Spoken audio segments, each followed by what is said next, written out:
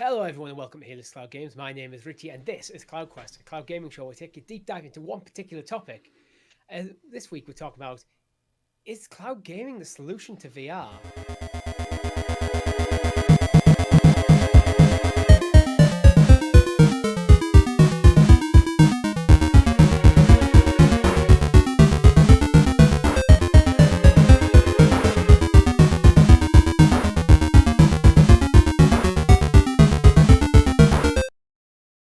And joining me on this quest is Mr. Chris. Hey gamers, hope you're all well.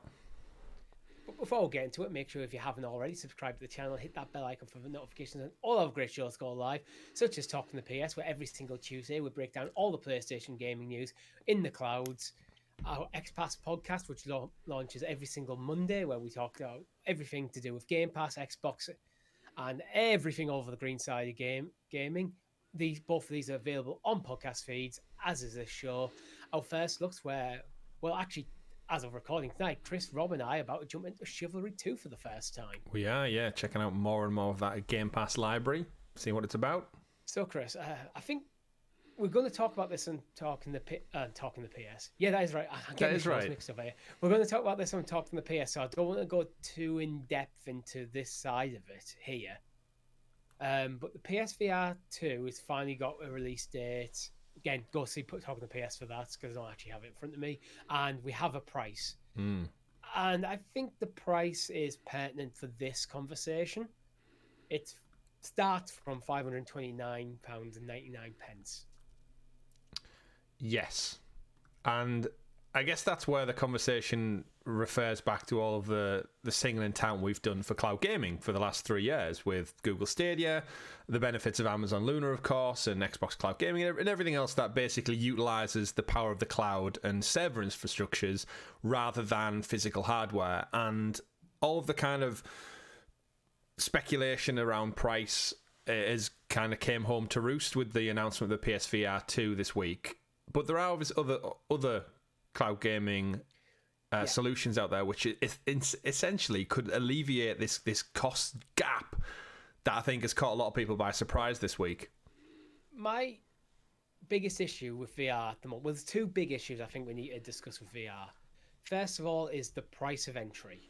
So PSVR 2 is about $529.99, which is actually reasonably well priced within the market, but requires you to have a PS5, which then that's basically if you want to get into VR gaming, that's $1,000. Yeah, because you need the console counterpart as well.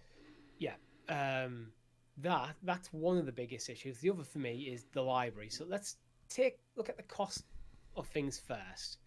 So I had a quick Google around to see what the price of some of the other more prominent VR headsets are out there outside of the PlayStation ecosystem, and MetaQuest 2 it comes in at £453 on Amazon, and that is for the starter bundle. I try to go for like the starter bundles in these things because you can tend to get things like, you can buy the headset and you buy the controllers and you can buy the base stations all separate. Yeah. So I tried to go for the lowest entry to get everything you need, assuming you had a PC already. Mm-hmm. So that would basically include controllers, it would include a headset, and it would include any base stations. So that's the prices I went for. So MetaQuest 2 comes in at £453, and you're also selling your soul to Mark Zuckerberg. Yeah. You have the Valve Index, which the cheapest I could find was on the Steam store itself, £919. Yeah, there's a this lot. requires a PC as well. It's not $919 all in. Yeah, it bundles in some other inputs. I think it's interesting because obviously the price-wise, the PSVR 2 seems high, but then when you look at things like the MetaQuest Pro as well, which is like $1,500, then actually it's on the cheaper side of things. But then you've got to factor in the fact that you do need a PlayStation 5 as well, which kind of bumps it up to about the $1,000 and a bit mark. Yeah, this is why I looked at the cheaper entry marks and I was trying to avoid too much of the Pro models a bit. I mean, the next one I've got on my list is the HTV Vive Pro 2, which is £719. Yeah. So it's kind of like VR hardware is really expensive. It is, and you would think considering these companies have been cracking the whip on VR for pretty much a decade now, you would have thought the technology would have become cheaper, but with the reveal of the PSVR 2, and again, like you've said, we'll discuss it in depth on Talking the PS this week, it costs more than the console, which means, like, for this, essentially it's a hobby enthusiastic technology fan base that you're going to get with VR. You're not getting many casual people, I don't think, investing into VR. Then it always pivots back for me as to, like, how can you alleviate that? And it generally, for the modern day gamer, it's going to come down with price. When everyone's getting stuff on subscription models and finance plans to spread the cost, not saying that you can't buy this technology spread on finance as well, which I'm sure a lot of people will, but for that initial, like, lump sum of cash, it's a big ask. And I think, along with what we've said about Stadia for years, is that the non-requirement of the hardware could really, really alleviate that for VR.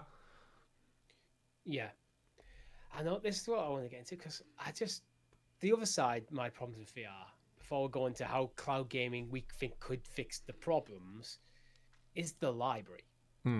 So I was like, yes, there is decent VR games out there. I think the first one that comes to my mind would be Half-Life Alyx, in terms of, like, this is an experience, a AAA level experience designed for VR.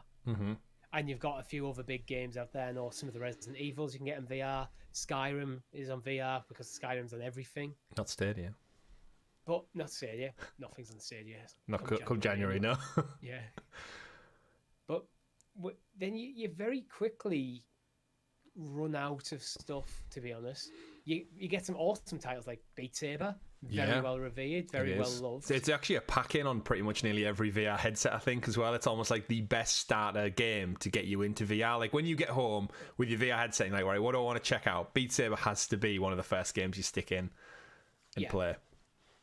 But my thing is, this fairly small handful of, like, truly great games, is that worth the outlay for the hardware? I think that is the big thing, isn't it? Like, even with the new launch lineup with the PSVR 2 and all of the, like, interstitial games you can get in the back catalogue of these VR headsets and platforms, the reality is you could pick up any console, a Switch, an Xbox, a PlayStation, even a PS4 or an old Xbox, and you have a wealth of video games at your disposal that, due to the nature of VR as well, in terms of, like, graphic fidelity, even like the PSVR 2 is going to have the best resolution. It's 2000 by 2040 per eye, which is what's the big step up. It's still not quite the 4K 1080p you're probably going to get on your TV, because the technology limits it to your eyeballs. Realistically, it doesn't need to be, because the screen size is actually quite small.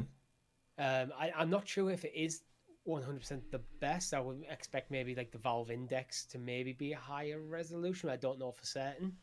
But this is not necessarily a discussion about the specs of them. I think the big players in VR, the quality is there. It's not. It's not going to be like a terror. You're not buying a cheap £30 headset off Amazon and sticking your phone in it. That's not where we're kind of talking. Yeah, it's not mobile VR, which was, like, kind of had a resurgence, or I guess a renaissance about 6 years ago, when everyone was sticking their phones in these little cardboard goggle frames and stuff. And we had Google Daydream doing that. Samsung tried it with their Samsung Galaxy. Was it just called Samsung Galaxy VR, I think, which was like a plastic chassis with a wrap you put around your head and whack your phone in there. I do think there is something to be said, though, about the quality of the games as well, is because you've got all these AAA studios out there, and inevitably their resources are going towards AAA games, and it's business decisions to pull staff, developers, away from making these things that are a proven track record to make money, and saying, hey, come and make this VR variant of your game. And I don't think anyone wants to. I think they're almost, like, forced into it by the platform holders. And then I think you do get, obviously, these big hitters out there, like we've seen Horizon Call of the Mountain coming with PSVR 2, and we've got Half-Life Alyx, like you said. But is the return on investment really worth it to make a sequel or a follow-up or more games? And I think the game, it's almost like a Stadia catch-22 situation, where the games library isn't there because the customer base isn't there, and the customer base isn't there because the games aren't there, and then there's this price barrier to get over as well. And I think it's like a storm of just bad things that, for your everyday gamer in a financial crisis place we live in a world right now, I just think VR it's too high on the ladder for people to reach to as a casual gamer. and that's before you get into all the intricacies of setting it up, making sure you've got space of it, wearing a sweaty headset for an hour or two, putting all that stuff aside. Like, so if the games aren't good enough, and there's this price barrier, how can Cloud Games solve this? Like, I think the critical thing is, you look at the entry. We go back to Stadia. The price of entry for Stadia to play games was 0. You didn't need anything. Now, there's no way you could do that with VR. You do need a physical device strapped to your face. You do. You need some hardware. Yeah. But what if the physical device was a Chromecast plus 2 screens, one for each eye, and wasn't doing any that much processing as well because it's all coming through the clouds? I'm picturing all these people with like little Chromecast discs, just one over each eye. Like, do something. Yeah. Well, now we have the thumbnail. I do think that there is something to be said about breaking that cycle, though, of one of these things has to give. And if the price is the easiest solution, that by bringing the hardware price down, therefore you get more people in the door willing to try it, because I'm more likely to try VR at $199, $299 than I am $500, $600 Yeah. And that just is the reality. Is it's going to be on shelves again. They're all on shelves out there right now, most of them. I bought my PSVR 1. I think maybe 2 years, 2 years detached from launch, in like a Black Friday sale when they did the Worlds pack-in bundle where you got a couple of games and the Move controllers, I think. And I think I paid like $299 for it, maybe. And I love it. I have loads of fun with it, but I also haven't played it in 6-7 months because there's been no games. Yeah, and that's honestly, that sort of price is probably the absolute upper limit that I would even consider. Beyond that price, it's not even for consideration for me. And even that's quite steep. Personally, even during like the early days of PSVR, every single month you were almost guaranteed on PS Plus to get a VR title. But yeah, I don't know. I think with cloud gaming, making gaming accessible, especially on the price front, something needs to give to get that install base. I think the PSVR 2, the price is just way just stupid. Well, yeah. So say you took the cost of the PSVR 2. It's basic front entry point. It's $549. It's €599, and it's £529. If that was it, great. Like, I mean, it was still not great. £500 still nothing to snuff at. But it's the fact that you then need to go and buy a £480 console on top of that. That's the big ask. It's like, who realistically, in February when this thing launches, who has just short of $1,000 to just drop out of the blue? I was getting tech enthusiasts, people who have spare cash, I'm sure. Great for you. I don't. You don't. I very much doubt any of our friends do. I don't know any of my family who would have that kind of money lying around. And these aren't tech enthusiasts necessarily. So it's a big ask, but I do think if you can alleviate the price and the requirement of the console doing all the hard grunt work, GPU, gaming, fidelity, all that kind of stuff, and move that into the cloud, then you're already saving yourself arguably £400 to £500. Yeah, I kind of think for VR to truly take off in any serious way, the price of entry has to be sub 500 for all included. So your controller or controllers, however it's going to work, your headset, and if you need any base stations, everything included needs to be sub 500 for it to be even realistic to start getting people interested. Because when if you're interested in VR, if you're like one of them, like, I like gaming, but I'm interested in VR, I'm interested in the tech. Yeah. You look at the prices and go, no, there's no good option, in my opinion, for a reasonable price. And that's where I guess the likes of the MetaQuest 2 come into that, where everything is built in.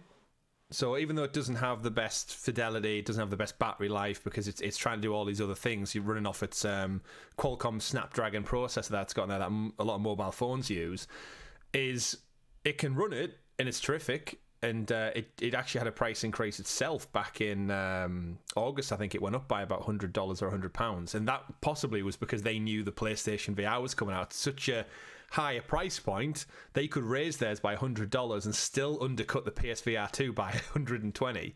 Which is always going to put like a sour taste in people's mouth who's looking at it and go, oh, I'm saving up for it. Oh, now they put up the price. Like, honestly, if I was like looking at it getting a MetaQuest 2, And then while saving up, that happened to me. I just got, no, not bothering.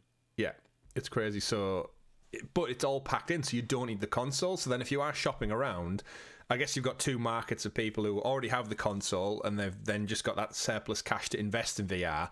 Because I can't imagine anyone's going to go and buy this bundle outright rather than just get a Meta Quest.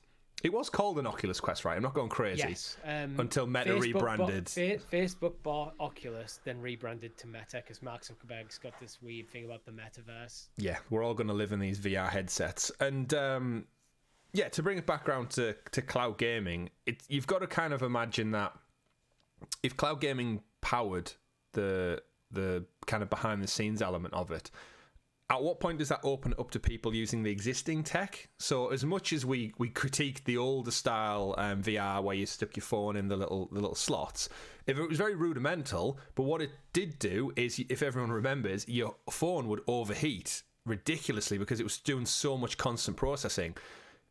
Cloud gaming alleviates that. We've seen that with Stadia, Xbox, Luna, is that when it casts, or it streams, I guess, to your phone, it doesn't really change anything other than your phone display being on, like watching a YouTube video on Netflix, because all the hard work is done elsewhere and it's just mirrored to your device. So even though it's rudimental, I could see something like Resident Evil Village in VR running on my phone and it wouldn't put any additional stress on my phone. The problem you've got is then the hardware you're wearing, your headset and your wrist straps and stuff, they, I guess, need to be clued into almost like the Stadia controller, like server side, rather than going through Bluetooth into your phone and then being passed on to... Because, again, button input's one thing. Motion, I would imagine, requires a lot less latency, like smaller latency, because of the nature of... Yeah. I can move my hand, you'd imagine. There's so much more you could do with this, for audio listeners, flailing my arms around rapidly, as opposed to button. Like you're touching on to one of the probably potential big issues of using cloud for VR, and that's like there is more input latency with cloud gaming than is gaming locally. It is a fact. I think Stadia has done an incredible job of making it basically negligible unless you are hardcore, like very Twitch gaming at top end of your esports and fighting games and stuff like that, where the difference in milliseconds is probably noticeable to you, but average gamer, you're going to be fine. I think Xbox is doing a good job of that as well so far, from what I've experienced. PlayStation less so, but when you've got that kind of potential latency in terms of display and keeping, because VR is basically working off two different displays, keeping them synced, because I think there is a potential for things like more motion sickness and like that lack of responsive and snappiness. Yeah, there's that disconnect can play with your brain quite a lot. You find it on a lot of VR games when you go down ramps and stuff, your stomach, like if you go on a roller coaster, you expect your stomach to go, and then when it doesn't, it plays with your kind of your brain a little bit funny.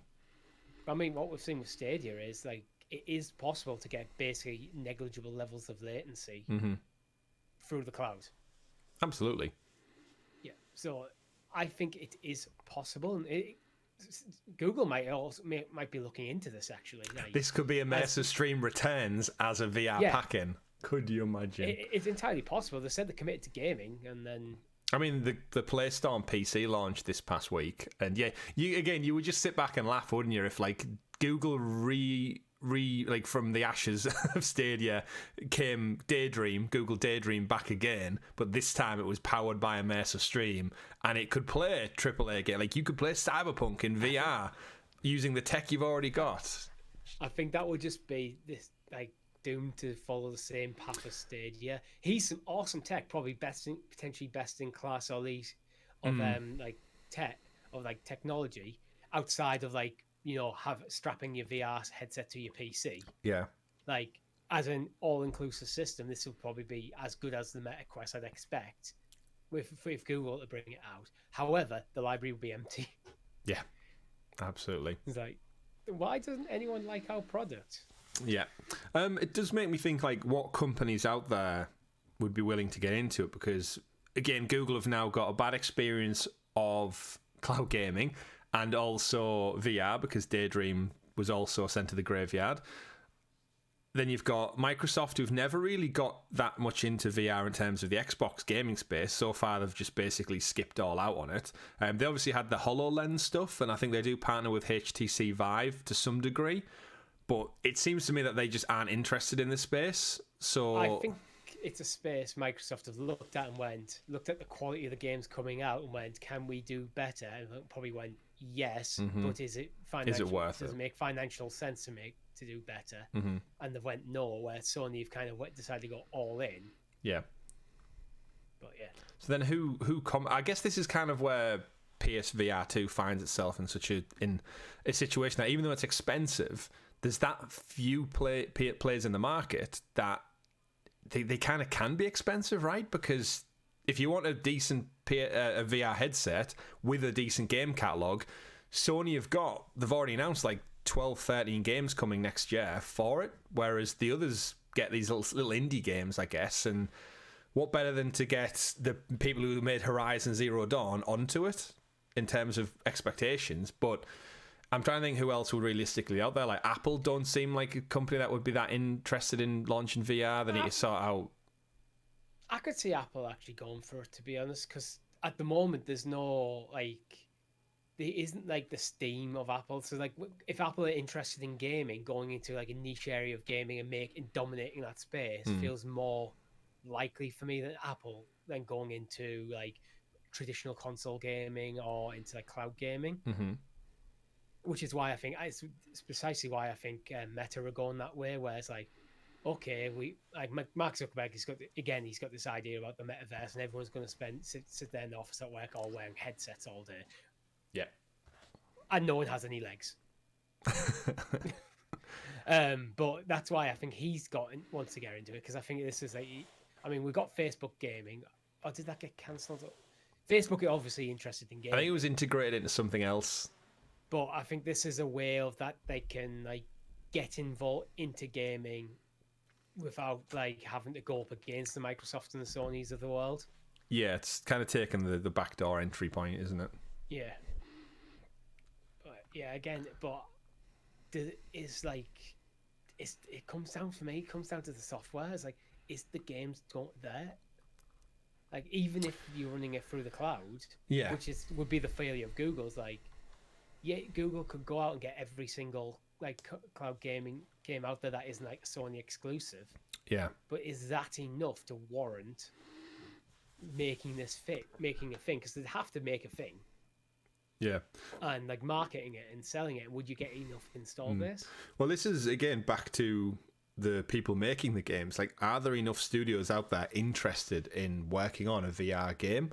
I saw Meta, I think this past month, purchased Camouflage, who made the exclusive PSVR Iron Man game. Great game. Had a ton of fun with it. Never finished it. I just stopped playing one day. It was one of those things.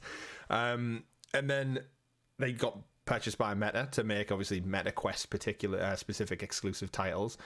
And it just makes you think it's such a small pool of, obviously, talent anyway. And now it's fractured between these 3, 4, 5 major devices.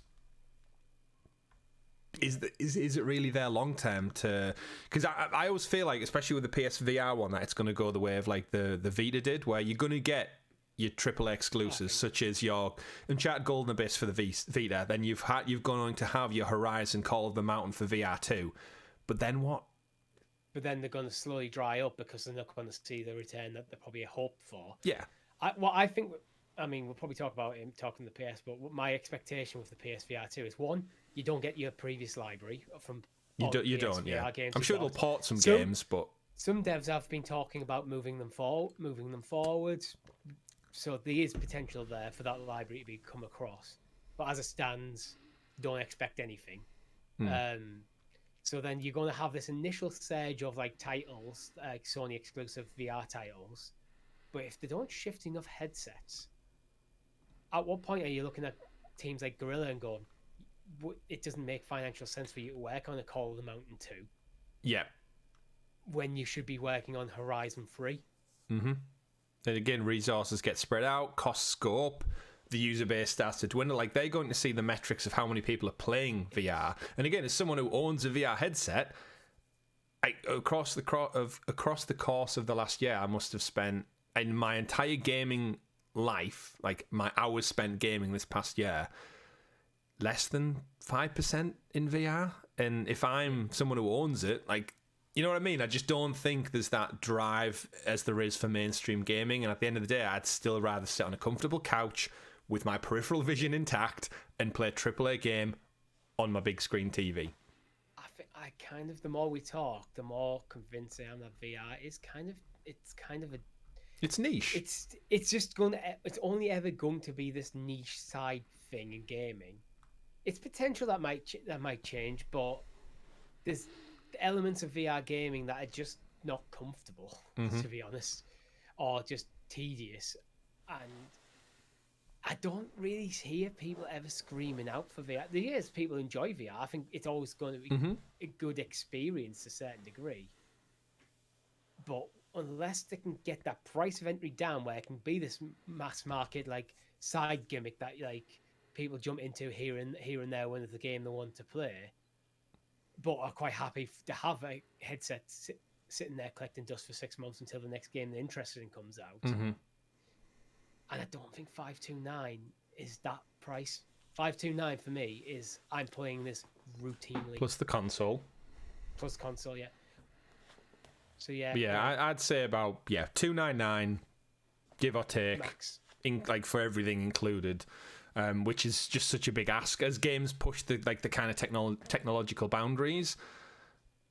You're gonna need something, and hopefully again, cloud gaming could alleviate that physical because instead of having a lot of processing on board or in an external device like a PlayStation or PC, you could have a Chromecast, two decent displays, and you just run through the cloud.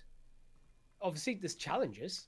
There's going to be you mentioned things like making sure the input latency is good, making sure the tracking is good, but that stuff will come. That's a problem they've had to solve with VR every iteration. Yeah, exactly. Like PSVR 2 is infinitely going to be better than PSVR 1 because one, it's not using those shitty Move controllers from the PS3 era. Still, it's like it's evolved and it's got so many iterations in it. And again, one of the things with it, it's always got to be connected to the console. If you can cut that tether and just have it fully detached and wireless, then that's another thing that cloud gaming could benefit from. Obviously, I'm sure we're probably many if VR is even still a thing in a decade, I think that's probably how far we off. I mean, cloud gaming is so young already. That needs to be taken on mainstream, and then maybe the businesses and companies will look at it and go, you know what? Yeah. It could be quite viable for this VR thing we're trying to crack as well. Again, I think you could have your full-on pro-level stuff where you do have the processing units built in. I think the newest Meta Quest device has like Snapdragon processors built into the controllers, which seems like awesome. Yeah, like spread out some of the tech. But that's also putting up the cost, where cloud gaming could be your entry-level version. So you're not going to get the same level of fidelity. There's going to be a bit slightly more input latency and stuff like that. But if that gets it mass market, and then you have the pro version, which is your full fat, we're wanting to put processors on everything we can put processors in. It's going to have the detailed eye tracking software algorithms and all that sort of stuff. Maybe that's what needs to happen. So I do think cloud gaming could be the savior of VR. Actually, I mean, there's not dead. Yeah, there's not really much else you can do with like VR, is there? Other than costs going up for hardware, development for teams and studios going up, it's not going to come down in price. So the only major thing that can alleviate that is the hardware built in or the console required on the side of it is done elsewhere, and cloud gaming alleviates that. So I guess I'd like to know, Richie, just what our viewers and listeners think in the comments below. I agree. Let us know what you think about VR. Do you think there is actually a future? Because as you can probably tell, I'm very skeptical about any sort of mainstream. I am, and I have one. Influence. So yeah, I just don't. With the cost, it's just again it comes down to that simple price point. The cost is the biggest barrier entry for me for VR, which means that you got a small install base, which means that developers aren't looking at it as a viable place to make AAA games, which means that puts another problem in the way. It's like, well, But that's all we have time for this week. If you liked the video, hit that like button and consider becoming a member for as little as 99p, where you can get early access to this very show. If you've got an idea for a topic you want us to discuss, let us know in the comments of this video or on our Discord server. Thank you very much for watching. My name's been Richie. I've been Chris. Quest completed. We'll see you in the metaverse. No, we won't.